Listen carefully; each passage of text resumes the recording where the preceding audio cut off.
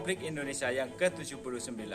Assalamualaikum warahmatullahi wabarakatuh. Saya Heri Dwi Cahyono, calon guru penggerak angkatan 11 dari SDN Rejosari 3. Di sini saya akan melaksanakan diseminasi tentang budaya positif. Check it out.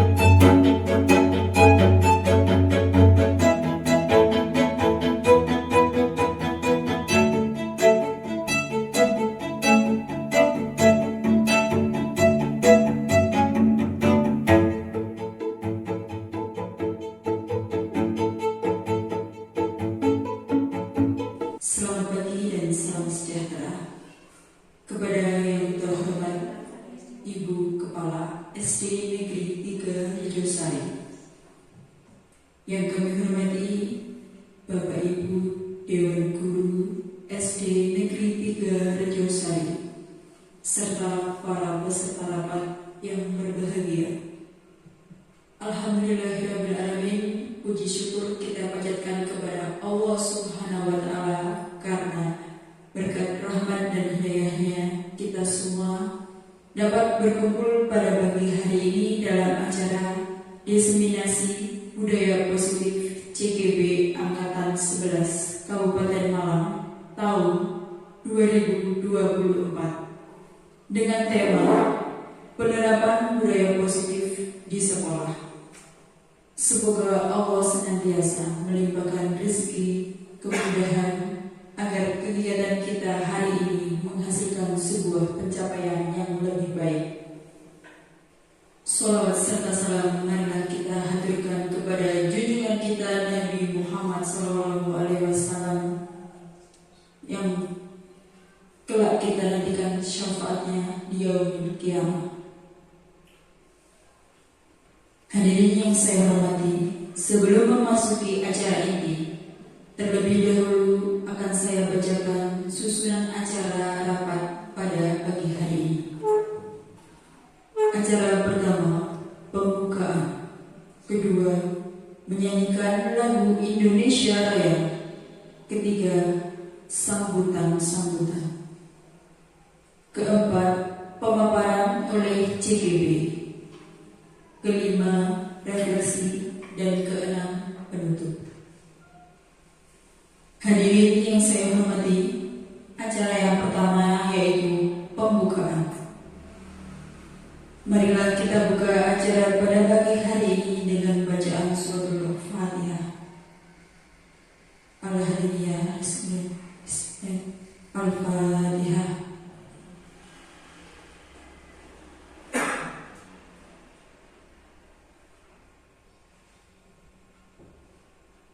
Terima kasih disampaikan. Semoga acara ini dapat berjalan dengan lancar serta mendapat ridho Allah Subhanahu wa Ta'ala. Acara selanjutnya yaitu menyanyikan lagu Indonesia Raya. Hadirin dimohon untuk berdiri. Kepada yang bertugas, kami persilakan.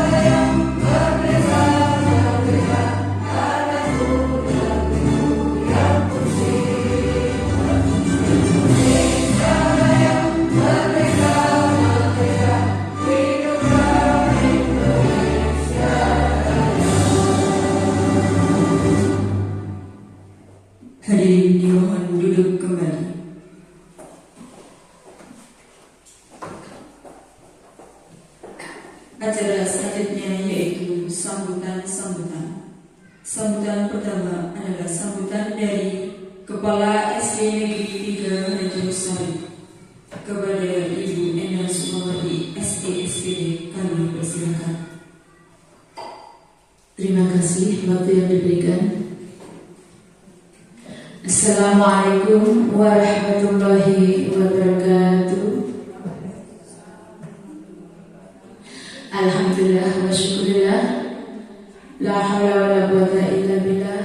Wassalatu wassalamu ala asrofil anbiya'i wal mursalin wa ala alihi wa sahbihi ajma'in. Rabbi shrah li sadri wa yassir amri wahlul 'uqdatam min lisani yafqahu qawli. Al-ayat. Yang saya hormati Bapak Ibu SD 3 Rejosari serta Ibu dari TK Al-Azhar serta para undangan semua. Di pagi hari ini alhamdulillah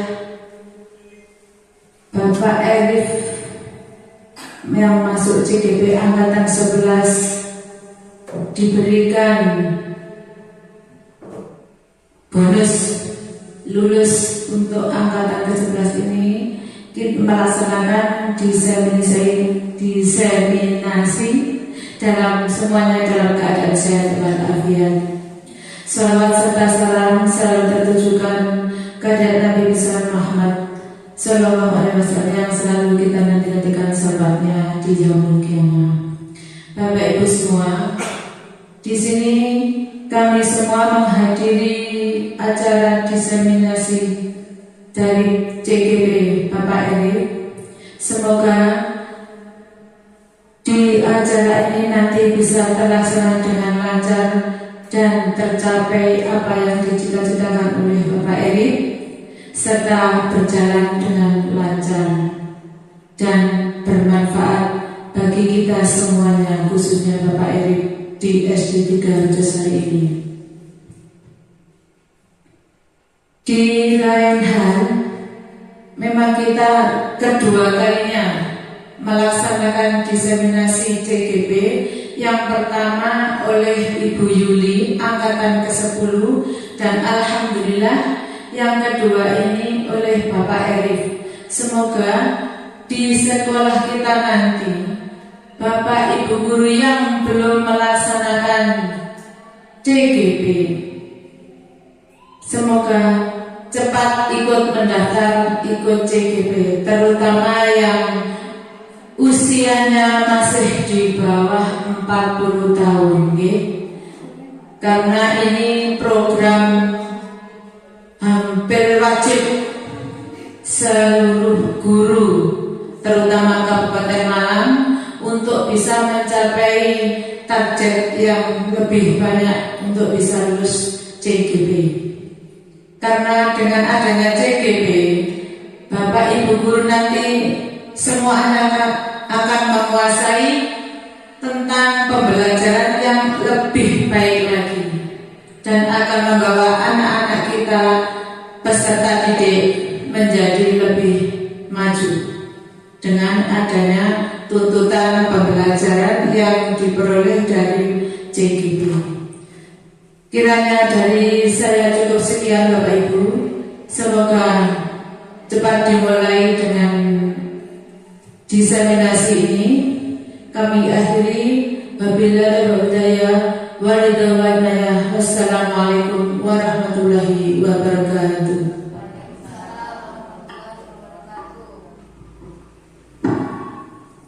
Terima kasih disampaikan. Sambutan yang kedua adalah sambutan dari perwakilan guru SD Negeri 3 Rejosari kepada Ibu Umatul Haryati SAG. Dipersilakan.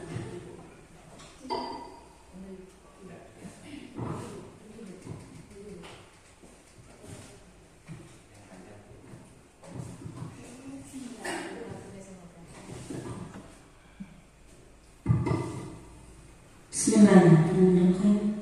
Assalamualaikum warahmatullahi wabarakatuh. Alhamdulillahilladzi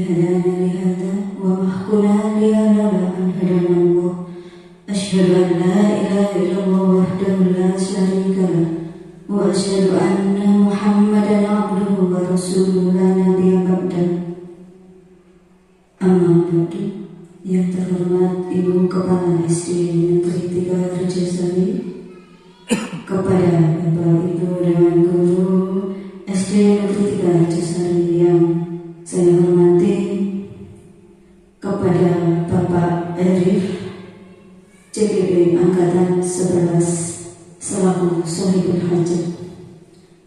Puji syukur Alhamdulillah, marilah senantiasa kita haturkan kepada Allah Subhanahu wa Ta'ala yang telah memberikan kita nikmat taufik dan hidayahnya, sehingga pada pagi hari ini kita dapat hadir bermuajahah dalam acara designasi CGP Angkatan 11 dalam keadaan yang sehat walafiat.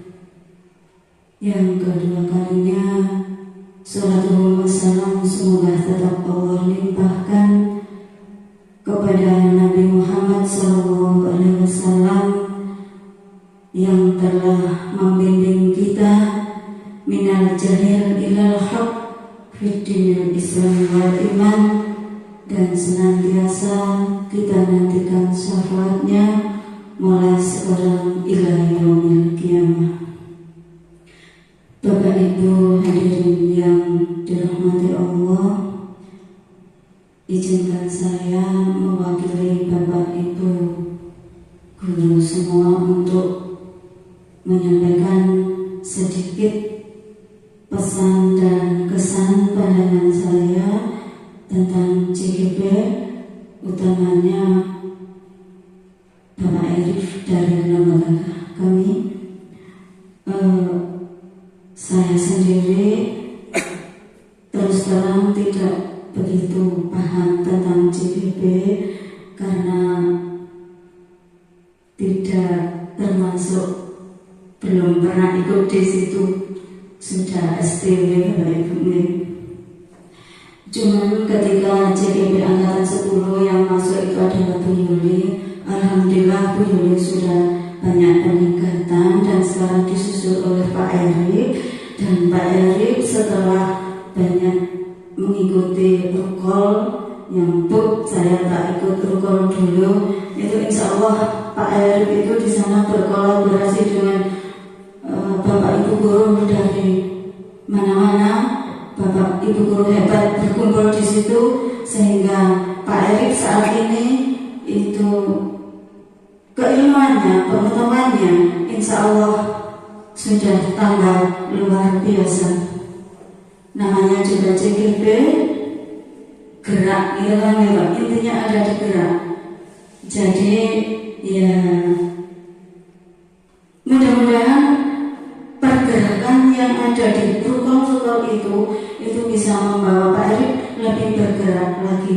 Jadi besar harapan kami dari Bapak Ibu yang lain yang belum ikut, itu Pak Erik nanti bisa setelah di CGP bisa satu menggerakkan diri Pak Erik sendiri. Kalau dalam bahasa agama itu tidak binasi, dimulai dari diri sendiri.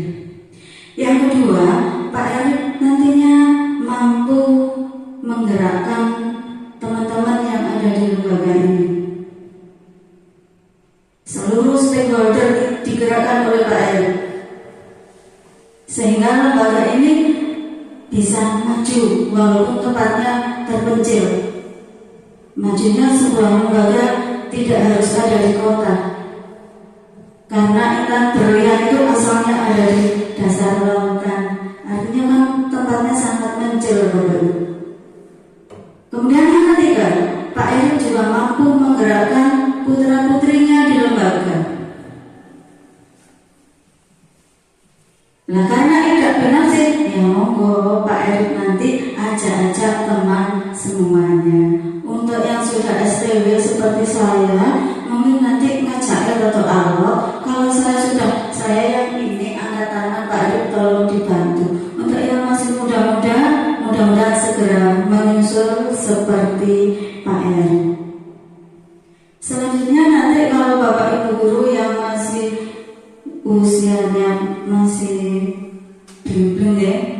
masih gres gitu, kalau berpikir masih di kecepatan yang luar biasa.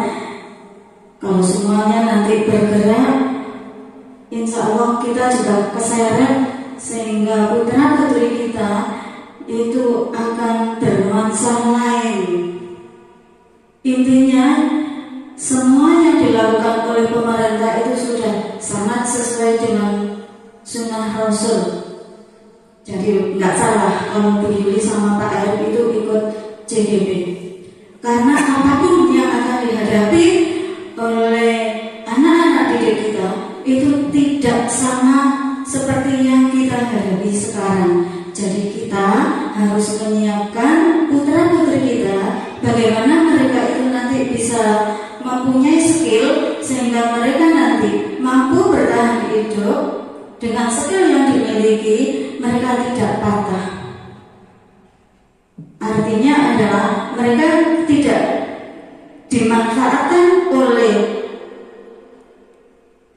informasi, tapi mereka harus mampu mengendalikan informasi dan teknologi.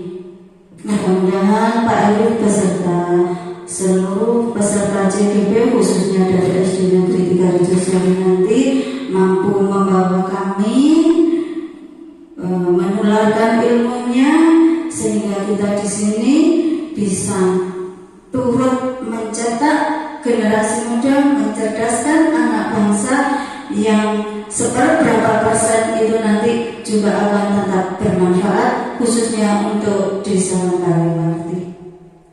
Mungkin itu Bapak Arif sekilas pandang dari saya tentang CGP. Mudah-mudahan setelah diseminasi pada saat ini Pak Arif lebih baik, kita semua lebih baik, lembaga kita lebih maju dan lebih bergerak. Terima kasih. Mohon maaf apabila ada salah. Akhirul kalam, billahi taufiq wal hidayah. Wassalamualaikum warahmatullahi wabarakatuh.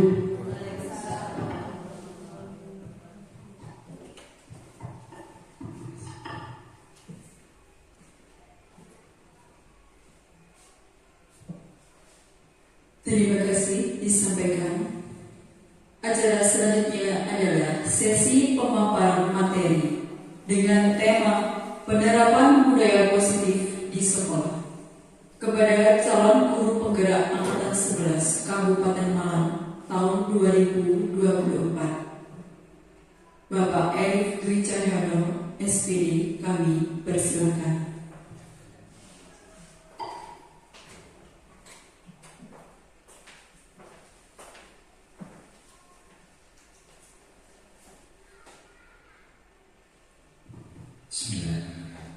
Assalamualaikum warahmatullahi wabarakatuh.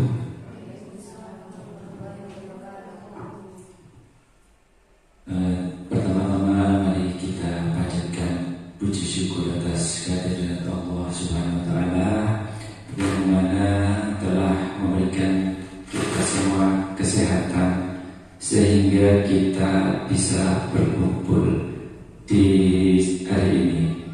Salawat serta salam marilah kita curahkan kepada junjungan kita Nabi besar Muhammad SAW yang telah membawa kita dari zaman jahiliyah menuju jalan yang terang benderang, yaitu dengan ajaran agama Islam.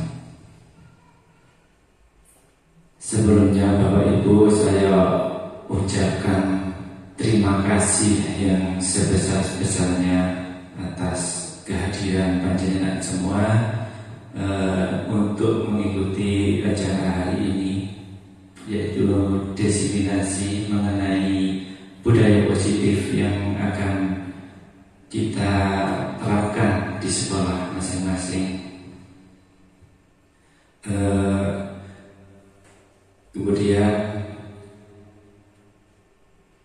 saya ucapkan terima kasih juga kepada Bunda-Bunda RA yang hari ini juga berkenan hadir. Mengapa saya sengaja mengundang Bunda-Bunda RA untuk mengikuti hari ini karena saya ingin nantinya budaya positif ini diterapkan mulai dari sedini mungkin, seperti itu Bapak Ibu. Kemudian saya juga mohon maaf yang sebesar-besarnya apabila saya merepotkan panjenengan semua. Saya mohon maaf yang sebesar-besarnya Bapak Ibu. Di sini saya bukan bermaksud untuk menggurui atau istilahnya sok gitu Bapak Ibu, karena saya di CGP itu diberikan amanah atau diberikan tugas. Sekecil apapun ilmu yang saya dapatkan itu harus ditularkan. Seperti itu Bapak Ibu, karena ilmu itu harus diasah. Kalau tidak diasah ya lama-lama akan menghilang. Caranya seperti apa? Ya kita tularkan kepada teman-teman yang lain, seperti itu Bapak Ibu. Kemudian untuk next konsep dari dan inti dari budaya positif, yang pertama adalah perubahan paradigma positif. Kemudian disiplin positif, ada nilai-nilai kebajikan, kemudian kebutuhan dasar manusia, ada motivasi perilaku, kemudian posisi kontrol kita sebagai guru, kemudian juga ada keyakinan kelas, kemudian juga segitiga restitusi. Next. Pembelajaran dengan paradigma baru, yaitu pembelajaran dengan paradigma baru merupakan pembelajaran yang dirancang berdasarkan prinsip pembelajaran berdiferensiasi. Mungkin saya pribadi mengikuti CGP ini Bapak Ibu ya, banyak sekali istilah-istilah baru yang saya dapatkan, seperti misalnya berdiferensiasi. Sebetulnya apa sih berdiferensiasi itu? Sebetulnya saya juga belum paham. Setelah mengikuti CGP ini ternyata seperti itu. Berdiferensiasi itu kita harus mengajar dengan sesuai dengan kebutuhan anak dan kemampuan anak. Misal kelas 1 atau kelas 2. Untuk anak kelas 1, kelas 2 itu biasanya kan masih sering atau banyak anak yang belum bisa membaca, kemungkinan membacanya juga belum lancar. Ada juga yang sudah pintar baca. Jadi kita harus memilah-milah sesuai dengan kebutuhan anak-anak tersebut. Dan kita tidak bisa memaksa anak yang tidak bisa membaca, kita beri pekerjaan atau tugas dengan anak yang sudah lancar membacanya, seperti itu Bapak Ibu. Kemudian peserta didik belajar sesuai dengan kebutuhannya berdasarkan tahap perkembangan sesuai teori psikolog modern untuk mewujudkan profil pelajar Pancasila. Profil pelajar Pancasila poin 1 yaitu beriman, bertakwa kepada Tuhan Yang Maha Esa dan berakhlak mulia. Kemudian yang kedua, berkebinekaan global. Yang ketiga, bergotong royong. Yang keempat, kreatif. Kelima, bernalar kritis. Keenam, mandiri. Saya merasakan sendiri di lembaga kita ini anak-anak sudah mulai untuk menerapkan profil pelajar Pancasila. Hanya saja kita ibaratnya masih remang-remang. Nanti tugas kita untuk menebalkan dari profil pelajar Pancasila tersebut. Next. Miskonsepsi tentang teori kontrol. Nah ini Bapak Ibu, ilusi guru mengenai mengontrol murid. Jadi maksudnya biasanya itu guru berilusi, kita saya ini kan guru bisa mengendalikan anak-anak seperti itu. Sebetulnya itu hanya ilusi saja. Kemudian ilusi bahwa semua penguatan positif dan bermanfaat. Misalkan Bapak Ibu ya, kita ada anak yang pandai, kita berikan penguatan positif, misalkan kamu itu sangat pintar sekali dan sebagainya. Justru itu jika dilakukan secara berlebihan nanti tidak baik juga untuk anak-anak, maka nanti bisa menimbulkan sifat-sifat menyombongkan diri dan sebagainya. Kemudian ilusi bahwa kritik dan membuat rasa bersalah mampu menguatkan karakter. Ini dimaksudkan misalkan kalau itu ya ada murid kita yang melakukan kesalahan, itu kita langsung mendoktrin. Nah, ini gara-gara kamu, jadi semua kelas jadi gaduh. Jadi maksudnya adalah membuat anak itu merasa bersalah. Jadi ternyata gara-gara saya sekolah ini jadi kacau, misalnya seperti itu. Kemudian ilusi bahwa orang dewasa berhak memaksa.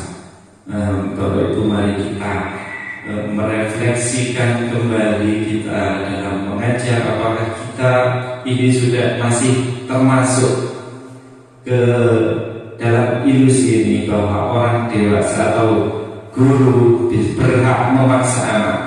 Misalkan Bapak Ibu ya, anak-anak besok kita ada perkalian 5. Jadi anak-anak besok harus hafal. Nah seperti itu.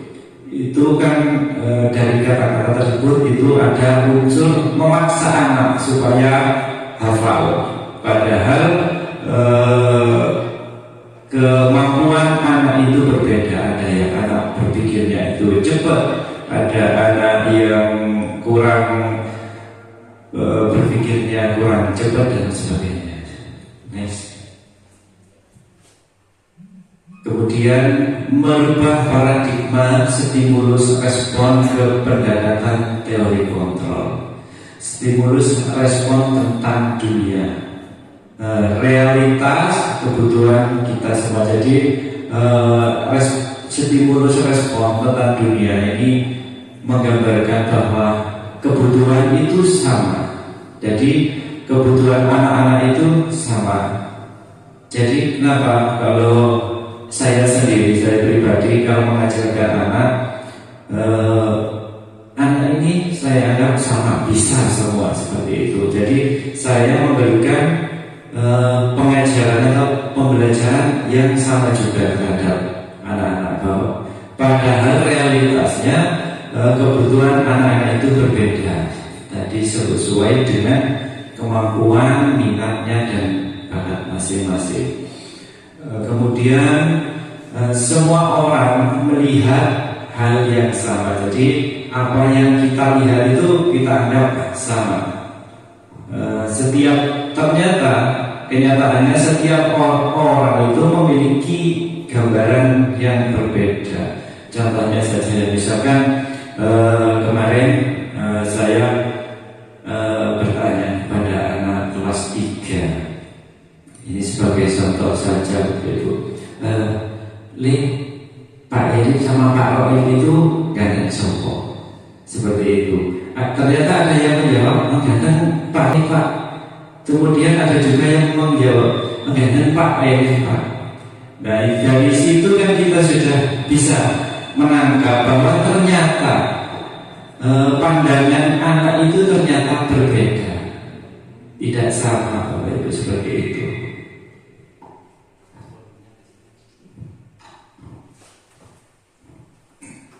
Kemudian perilaku buruk dilihat dari suatu kesalahan. Jadi biasanya kita itu melihat anak berperilaku buruk itu dari kesalahannya saja, tanpa kita menggali informasi kenapa anak itu membuat kesalahan. Kemudian kita menanyakan kepada anak sebetulnya ada masalah atau tidak di rumah, seperti itu. Misalkan saja seperti ada kasus anak yang mencuri di kelas misalkan. Kita biasanya sebagai guru langsung kamu mencuri ya, dan sebagainya, langsung menunjukkan anak itu seolah-olah dia ya memang bersalah seperti itu. Padahal pendekatannya kita sebetulnya tidak boleh seperti itu, Bapak Ibu. Jadi kita harus melakukan pendekatan, kenapa anak ini mencuri, kemudian apa alasannya, dan seperti itu. Karena semua perilaku tadi itu memang memiliki tujuan masing-masing. Dari anak melakukan kesalahan itu pasti ada tujuan anak. Misalkan anak ada yang makan di dalam kelas waktu pelajaran, kita tidak boleh langsung menanyakan dulu, kita langsung kamu ini waktunya pelajaran kok makan, seperti itu. Kita dekati anak tersebut, kita tanya sama kenapa kok kamu makan, seperti itu. Dan ternyata jawabannya ya biasanya karena tidak dibuatkan sarapan sama orang tuanya dan sebagainya. Kemudian orang lain bisa mengontrol saya. Ini contohnya ini biasanya dari mohon maaf dan kita sebagai atasan itu biasanya menganggapnya bahwa atasan itu bisa mengontrol kita, seperti itu. Mohon maaf dan bukan bermaksud apa-apa. Jadi memang ternyata kita itu tidak bisa dikontrol dengan orang atau atasan atau sebagainya. Jadi hanya ada yang bisa mengontrol kita dari dalam diri sendiri. Misalkan Bapak Ibu tolong nanti kita kerja bakti ya, karena itu yang berbicara itu adalah atasan kita. Jadi kita itu seolah-olah dari kata-kata atasan kita terkontrol untuk melaksanakan kerja bakti. Jadi kerja bakti itu kita laksanakan ternyata bukan dari dalam dirinya masing-masing. Bukan itu. Misalkan membersihkan ruang kelas saja. Kepala sekolah lihat kok ruang kelasnya kok kotor. Kemudian ngomong sama wali kelasnya, Bu, tolong setelah pembelajaran ruang kelasnya dibersihkan. Nah, seperti itu. Seolah-olah atasan kita mengontrol kita. Jadi akhirnya ya kita laksanakan karena kita merasa dikontrol. Padahal kalau itu dari dalam sendiri tanpa diperintah pun kita membersihkan kelas itu sendiri, seperti itu. Kemudian saya bisa mengontrol orang lain, yaitu sama Bu ya, kebaikan. Jadi kita juga sama tidak bisa mengontrol orang lain juga. Mungkin kita bisa untuk mempengaruhi, tapi untuk mengontrol itu kita tidak bisa. Kemudian pemaksaan ada pada saat bujukan gagal. Nah, seperti itu. Contohnya misal kemarin ya kasusnya kelas 3, misalkan Prabu itu tidak mau menulis. Terus kemudian Misalkan ini Bu ya, Bu mendekati Prabu, kenapa kamu kok tidak menulis? Nanti kalau kamu tidak menulis, tidak saya naikkan kelas. Nah seperti itu ada unsur bujukan pertama gagal, jadi akhirnya kita melakukan paksaan seperti itu, Bapak Ibu ya. Sampai yang gak gelem nulis, gak tak unggah. Nah seperti itu. Kemudian kolaborasi dan konsensus menciptakan pilihan-pilihan baru. Kemudian model berpikir menang atau kalah. Ya, ini biasanya Bapak Ibu ini terjadi ketika biasanya itu kita menerapkan ranking dalam penilaian atau dalam rapor. Jadi anak yang rankingnya 1 itu merasa menang daripada anak yang di bawahnya. Model berpikir menang-menangan. Nah seperti itu. Next. Kemudian berikutnya disiplin positif. Disiplin sini berasal dari kata disiplina yang artinya belajar. Disiplin mengacu pada disiplin diri yang memiliki tanggung jawab terhadap apa yang dilakukan berdasarkan nilai-nilai yang diyakini. Nilai-nilai itu seperti apa? Contohnya mandiri. Nah, seperti itu kita meyakini bahwa memang mandiri itu ya memang baik seperti itu. Kemudian disiplin itu dari dulu itu ya memang kalau orang disiplin ya memang baik seperti itu. Jadi berdasarkan nilai-nilai yang diyakini.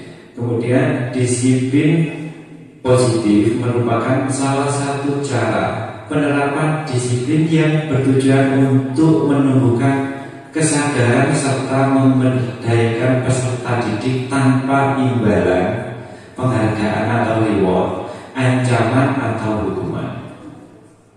Nah, sebagai pendidik, tujuan kita adalah menciptakan peserta didik yang memiliki disiplin diri sehingga mereka berperilaku mengacu kepada nilai-nilai kebajikan universal. Nah, kebajikan universal tadi seperti yang misalkan disiplin, mandiri, berakhlak mulia dan sebagainya, dan memiliki motivasi intrinsik dalam perubahan perilaku ke arah yang lebih baik. Jadi kita mengarahkan anak untuk berubah menjadi lebih baik itu dari dalam diri anak tersebut.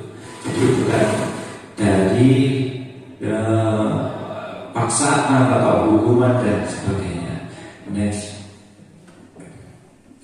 Kemudian nilai-nilai kebajikan. Nilai-nilai yang disepakati bersama terlepas dari suku, bangsa, agama, bahasa maupun latar belakangnya. Contohnya nilai kebajikan institusi atau organisasi.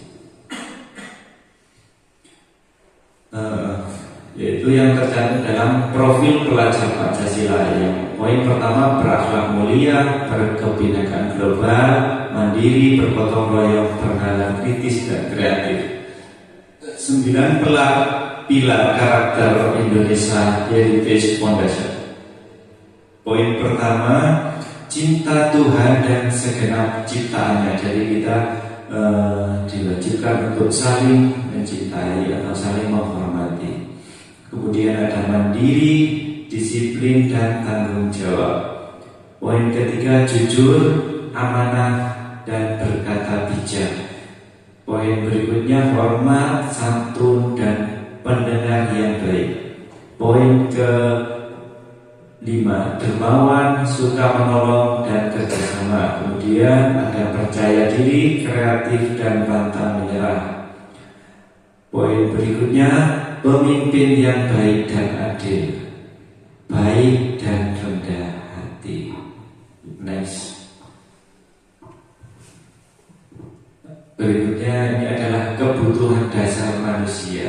Kebutuhan kebutuhan manusia adalah segala sesuatu yang dibutuhkan oleh manusia untuk mempertahankan keseimbangan kondisi fisiologis dan psikologis yang bertujuan untuk mempertahankan kehidupan dan kesehatan. Next. Di sini yang kami pelajari ada 5 kebutuhan dasar manusia menurut Abraham Maslow.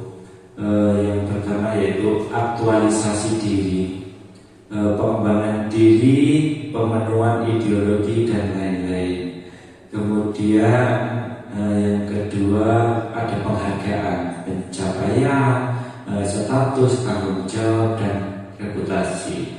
Kemudian sosial ada afeksi, relasi dan juga keluarga. Kemudian rasa aman, keamanan, keteraturan, stabilitas. Kemudian fisiologi itu menyangkut makanan, minuman, tidur dan pakaian dan lain-lain sebagainya. Jadi Bapak Ibu, ini adalah prinsip dasar dari kebutuhan kita yang sebenarnya seperti itu. Next. Kemudian motivasi dan perilaku manusia untuk menghindari tidak nyaman atau hukuman. Ini misalkan saja ya Bapak Ibu, dari kegiatan pembelajaran kita, misalkan saya sendiri ya, untuk menghindari rasa tidak nyaman atau hukuman ke sekolah itu, sekarang Bu Enda hadir. Saya berangkatnya yang pagi saja karena ada Bu Enda seperti itu. Jadi untuk apa? Untuk menghindari tidak nyaman dan hukuman. Jadi bukan dari dalam diri saya sendiri seperti itu. Kemudian untuk mendapat imbalan atau penghargaan orang lain. Jadi saya melakukannya itu segala sesuatu itu hanya mengharap imbalan atau pujian dari orang lain. Kemudian untuk menjadi orang yang mereka inginkan dan menghargai nilai-nilai yang mereka percaya. Next. Konsep disiplin dengan identitas. Hukuman itu yang dijabarkan di sini, poin pertama, menyakitkan, tidak nyaman, murid jadi takut, memaksa murid, menyembunyikan kesalahan, kemudian murid menjadi rendah diri. Dari hukuman ini kita misalkan saja kita menghukum anak-anak, misalkan saja anak yang terlambat, tidak masuk kelas tepat waktu, kita suruh hukum, misalkan kita hukum suruh hormat di depan kelas, kemudian kita suruh biasanya jewer, kemudian kakinya diangkat satu kaki. Nah seperti itu bentuk hukuman yang untuk sekarang harus tidak boleh dilaksanakan lagi Bapak Ibu ya.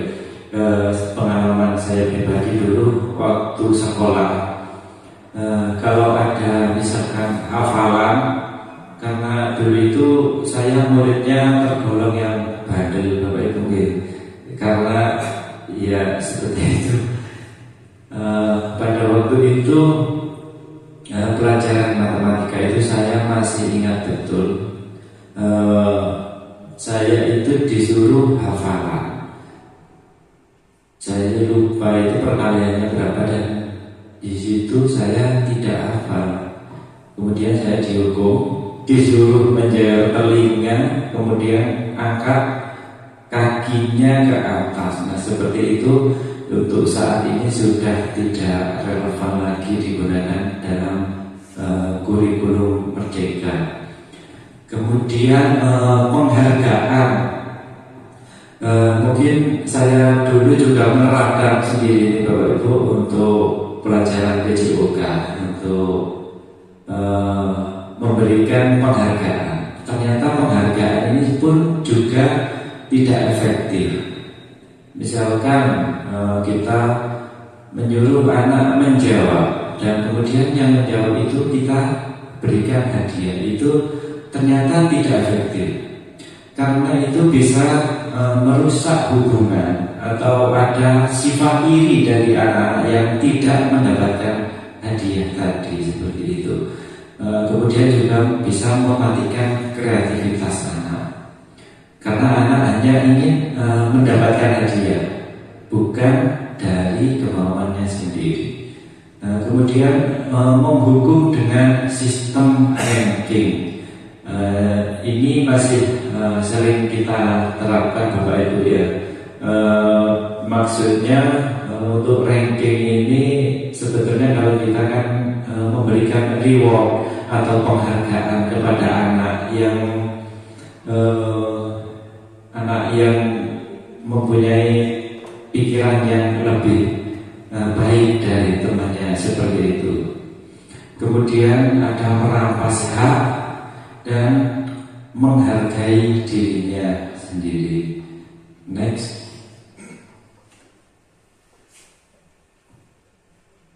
Konsep disiplin sukses dengan identitas. Kemudian ini ada konsekuensinya. Penguatan jangka pendek, kemudian perlu monitoring berkelanjutan. Poin berikutnya ada stimulus, respon, murid menghormati peraturan. Berikutnya kehilangan waktu untuk merenungi kesalahan. Kemudian untuk restitusi, murid bertanggung jawab untuk perilakunya fokus pada pemecahan masalah jangka pendek saja. Poin berikutnya, panjang murid menghormati dirinya dan orang lain. Teori kontrol, dirinya memegang kontrol murid untuk bersemangat memperbaiki kesalahan. Next. Kemudian untuk berikutnya konsep disiplin pendekatan restitusi. Restitusi ini adalah sebuah cara menanamkan disiplin positif pada murid. Pengertian restitusi adalah proses menciptakan kondisi bagi murid untuk memperbaiki kesalahan mereka, sehingga mereka bisa kembali pada kelompok mereka dengan karakter yang lebih kuat. Maksudnya di sini adalah dalam kita menyikapi kesalahan dari anak-anak, kita lebih baik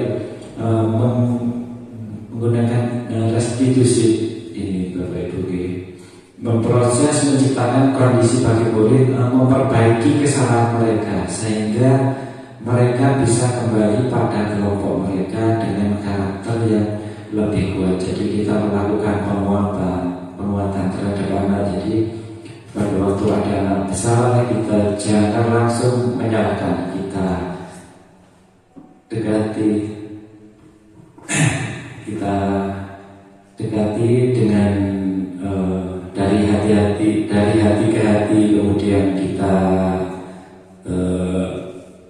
tanyakan kepada anak-anak mengenai keyakinan kelas yang sudah dilanggar, misalkan seperti itu. Kemudian ciri-ciri restitusi bukan untuk menebus kesalahan, namun untuk belajar dari kesalahan. Maksudnya anak itu bisa belajar dari kesalahan tersebut.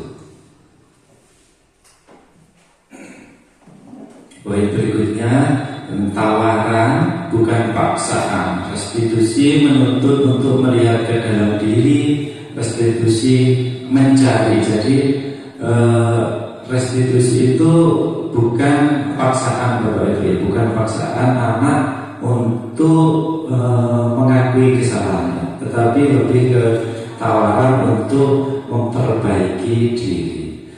Kemudian kebutuhan dasar yang mendasari tindakan, yaitu restitusi diri adalah cara yang paling baik, karena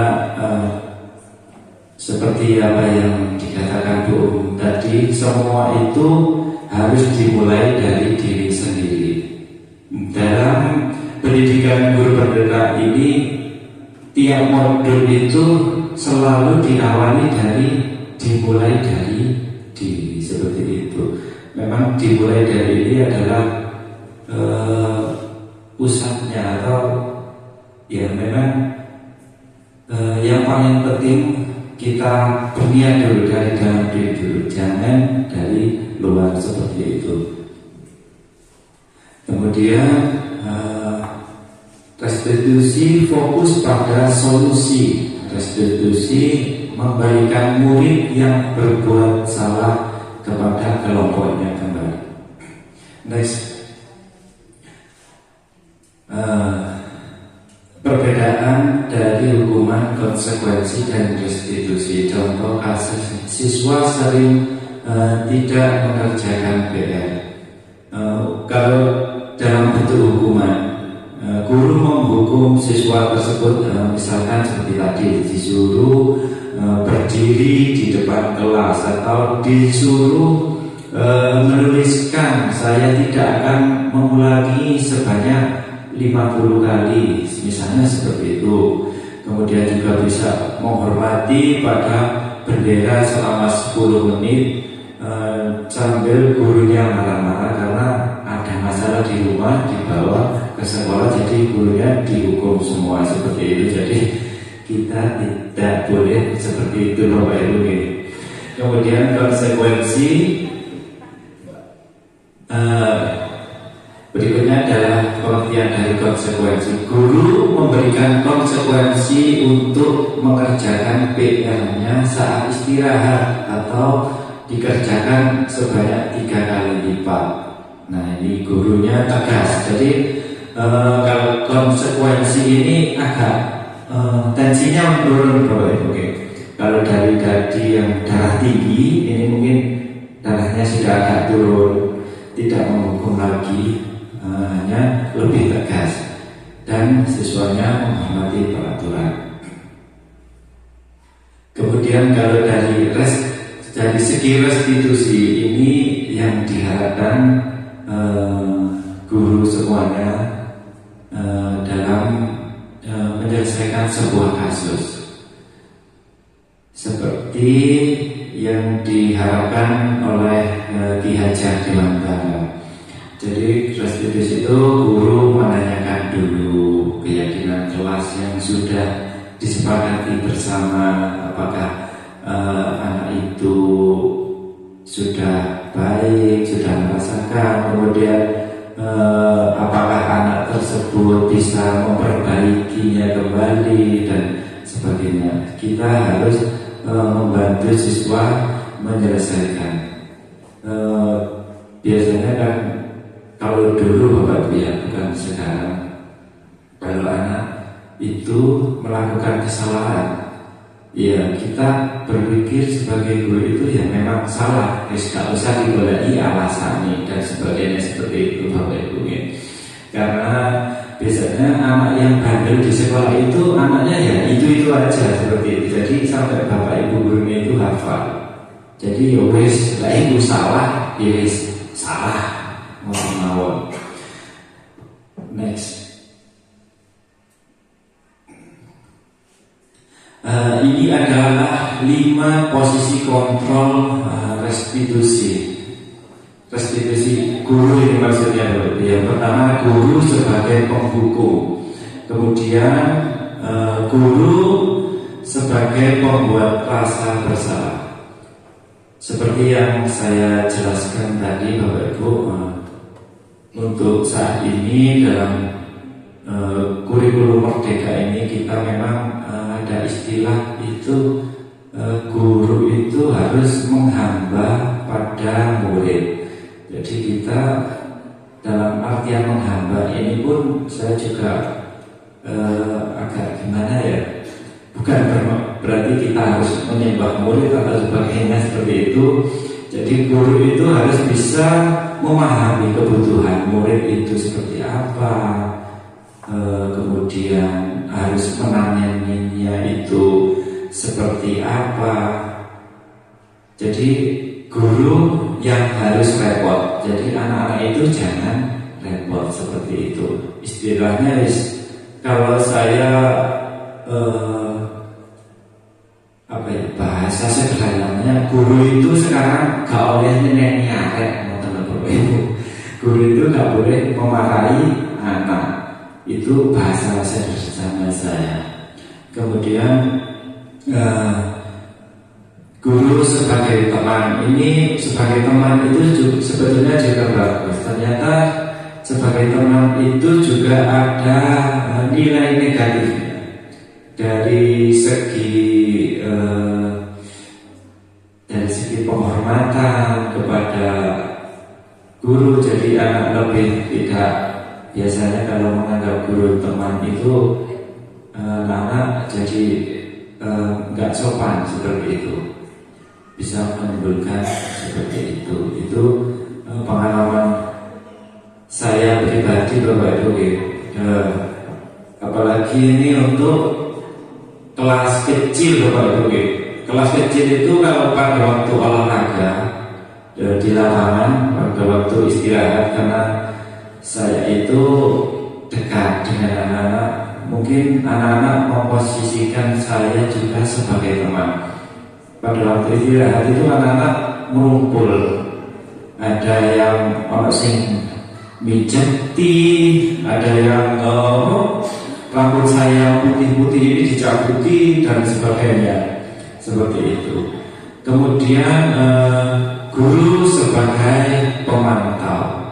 Jadi untuk kontrol sebagai pemantau ini juga ternyata ada nilai negatifnya, karena guru hanya memantau dari jauh saja, seperti itu. Yang diharapkan oleh KHD guru yaitu menjadi manajer.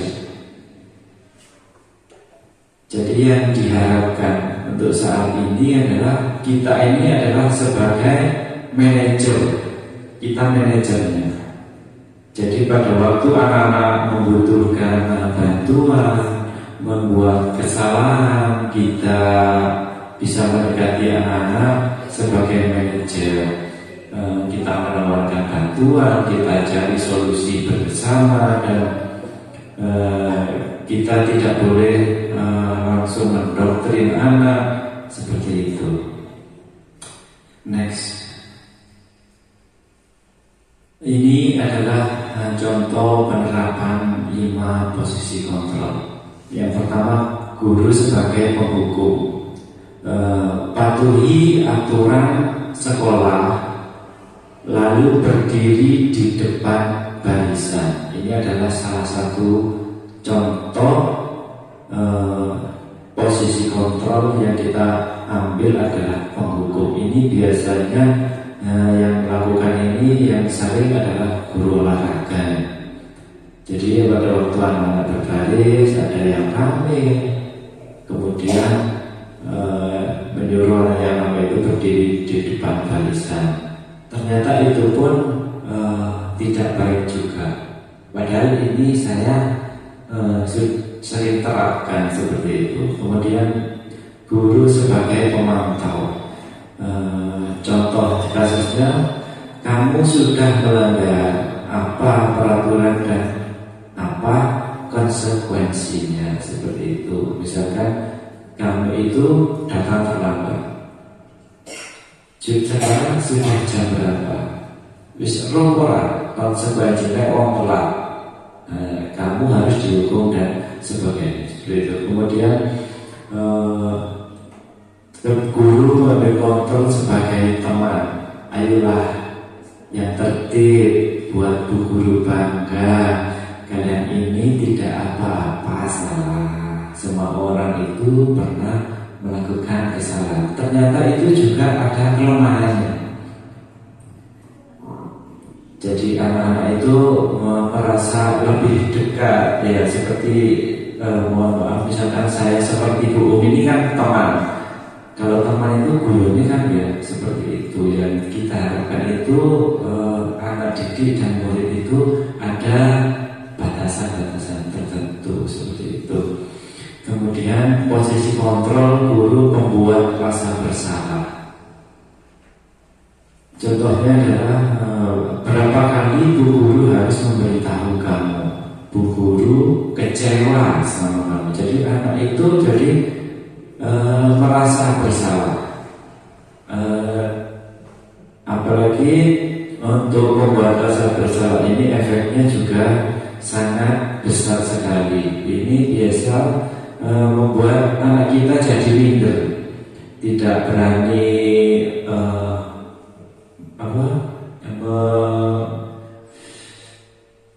tidak berani mengajukan pertanyaan-pertanyaan, tidak mau memaparkan pikiran-pikirannya, ide-idenya, seperti itu.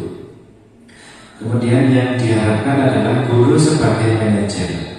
Jadi pada waktu saat ada anak melakukan kesalahan, yang diharapkan adalah apakah kamu tahu kesalahan kamu? Kira-kira bagaimana kamu akan memperbaiki kesalahan ini?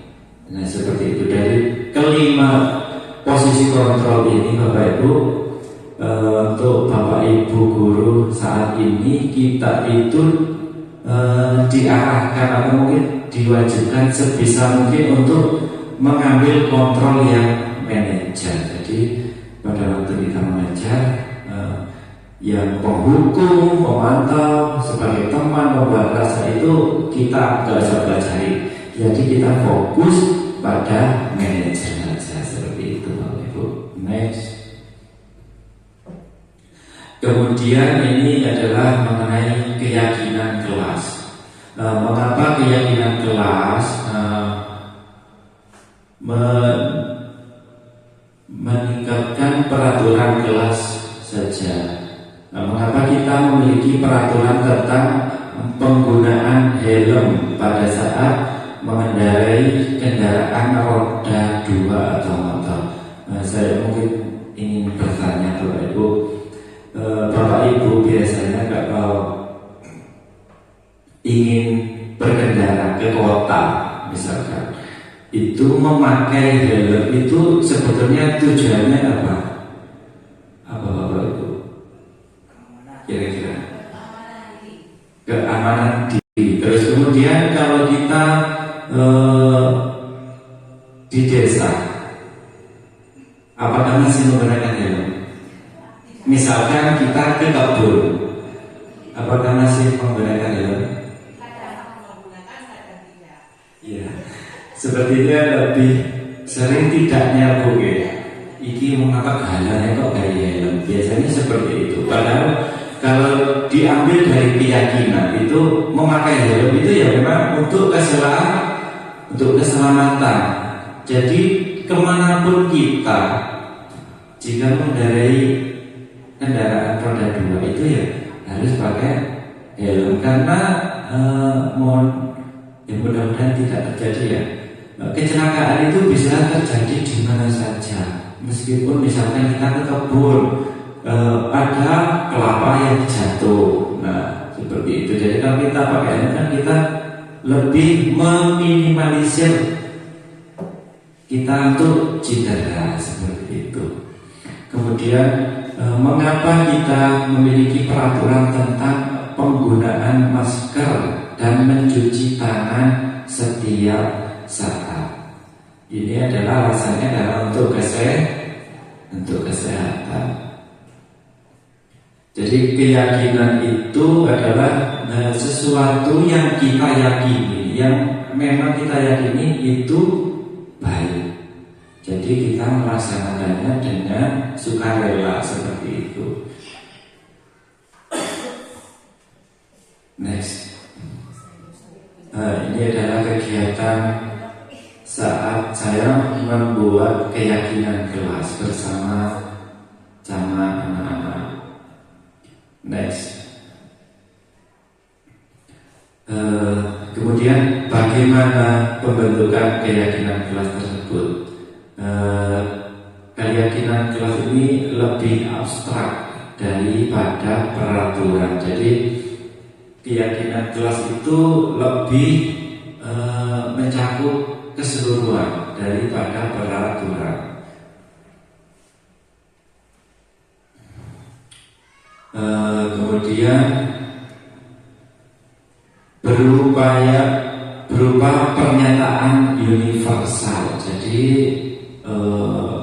keyakinan kelas itu berupa pernyataan universal yang memang diakui oleh seluruh masyarakat atau seluruh kalangan. Seperti contoh tadi, yang kalau orang berakhlak mulia itu ya memang baik, Bapak Ibu, itu ya. Mandiri itu menurut kita berarti kalau anak mandiri itu kan baik. Semua orang juga menganggap bahwa mandiri itu ya baik. Seperti itu yang pernyataan universal. Kemudian dibuat dalam bentuk positif.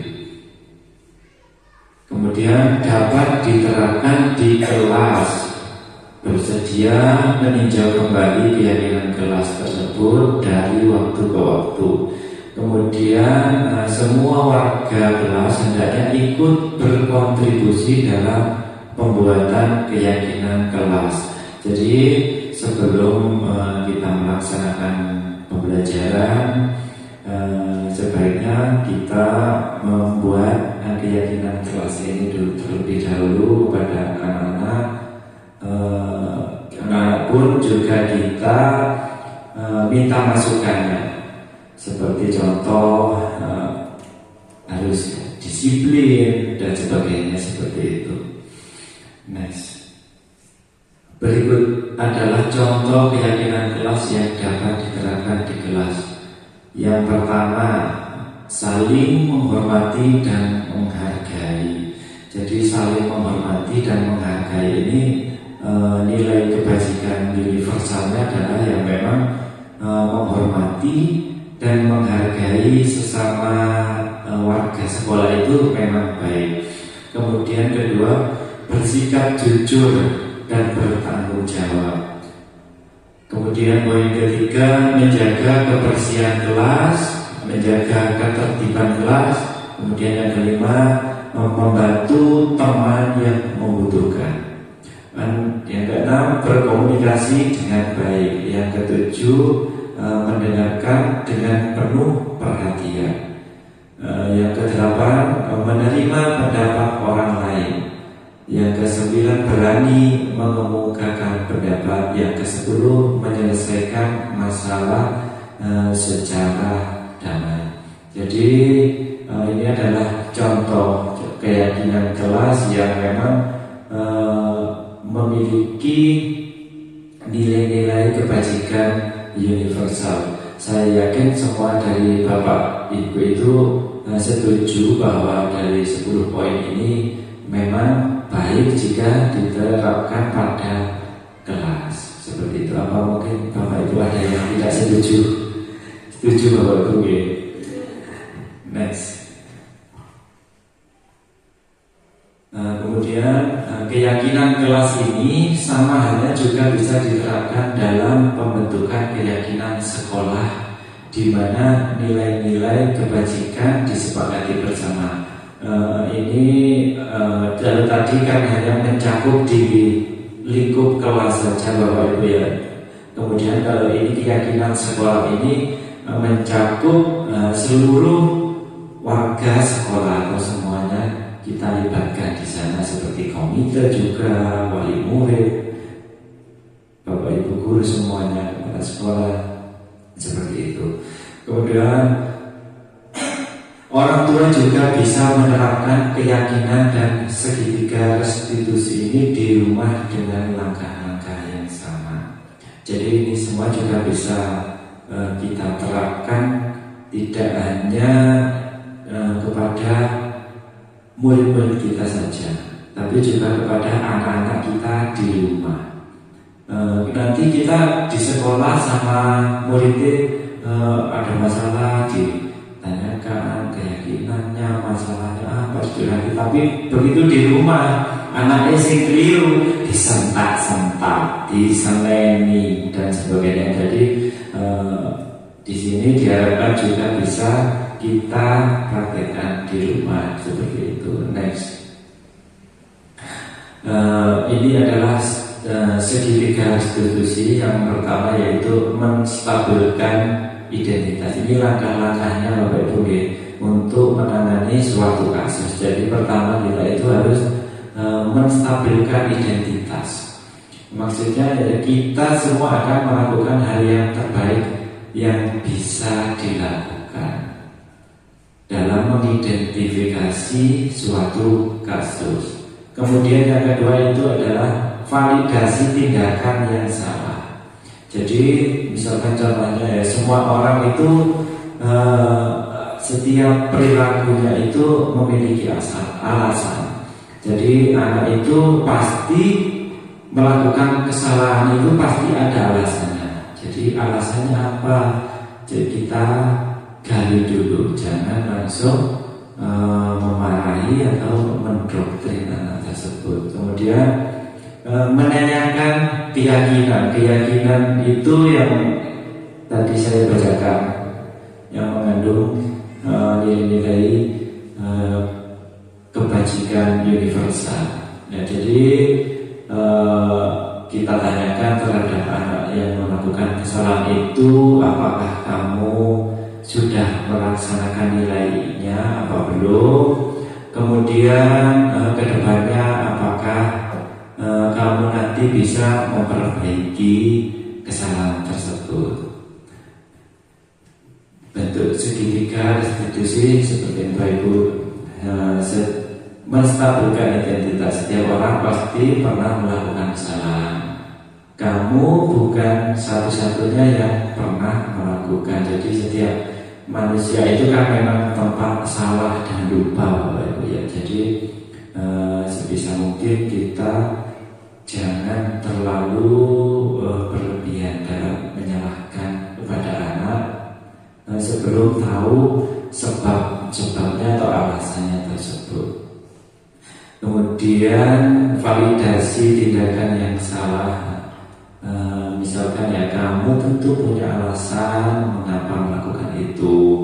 Ada cara yang lebih efektif untuk mendapatkan apa yang kamu butuhkan. Kemudian menanyakan keyakinan kelas apa yang telah kita sepakati bersama tadi. Kemudian kamu ingin menjadi orang yang seperti apa? Apakah ingin berubah menjadi lebih baik atau sebagainya? Next. Ya, terima kasih Bapak Ibu.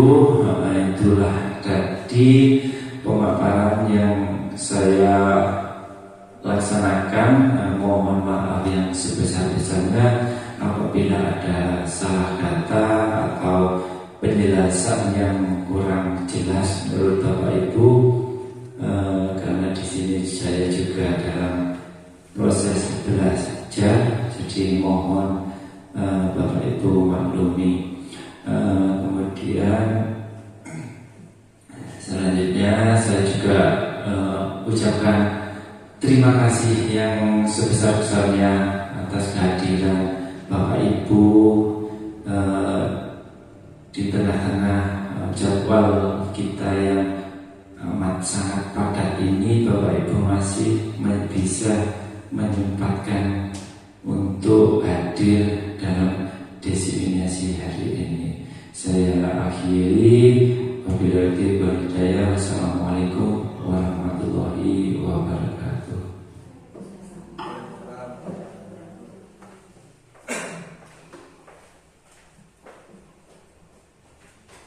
Baiklah Bapak Ibu, itu tadi pemaparan materi dari Pak Arif. Untuk acara selanjutnya yaitu refleksi. Bagi Bapak Ibu peserta yang ingin menyampaikan pendapatnya berkaitan dengan diseminasi budaya positif yang telah dipaparkan oleh Pak Arif tadi, kami persilakan. Baik, untuk peserta ini monggo kami persilakan.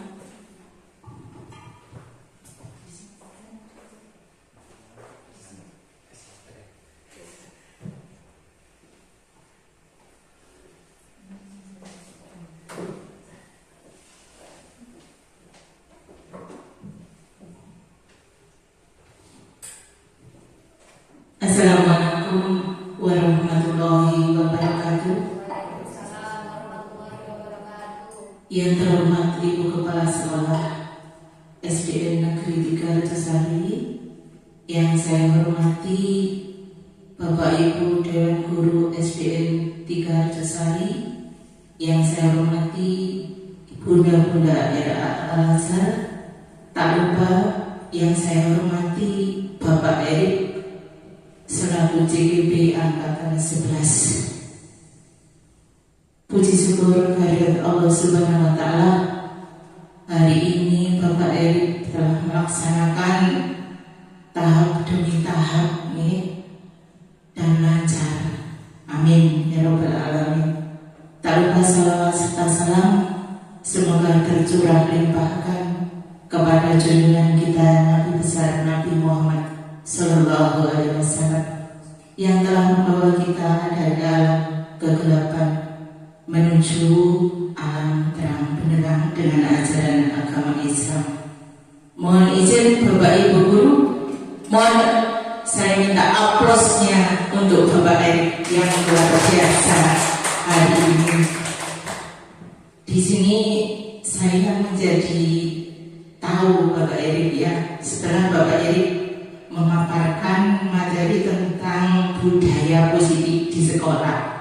Mungkin ada beberapa hal yang sudah kami lakukan di SD, tetapi ada tambahan-tambahan ilmu di sini. Jadi untuk mendisiplinkan anak, kita tidak perlu memberi apa Bapak Ibu? Hukuman, intimidasi, tetapi kita harus menumbuhkan apa kedisiplinan itu dari diri anak atau peserta didik kita masing-masing. Terima kasih Bapak Eri.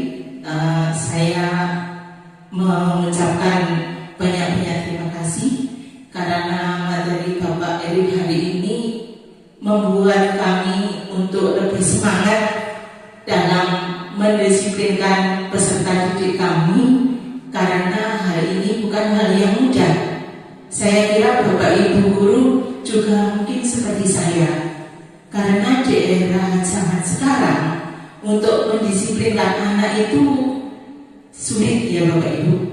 Kalau kita memberi hukuman, katanya sekarang sudah tidak boleh, tetapi kalau dibiarkan ngelunjak, masalahnya di situ. Jadi kita harus pandai apa yang kita inginkan terlaksana tanpa anak-anak merasa takut, anak-anak merasa tidak nyaman, anak-anak merasa iri dan lain sebagainya. Tugas buat kami semua, semangat Bapak Ibu untuk budaya positif di sekolah. Saya kira hanya itu refleksi dari saya. Apabila ada salah kata, salah ucap, saya mohon maaf yang sebesar-besarnya. Akhirul salam, wassalamualaikum warahmatullahi wabarakatuh.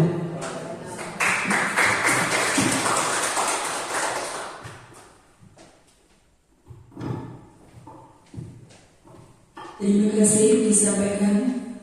Bagi Bapak Ibu peserta diseminasi yang lain, apakah ada yang ingin menyampaikan pendapatnya lagi?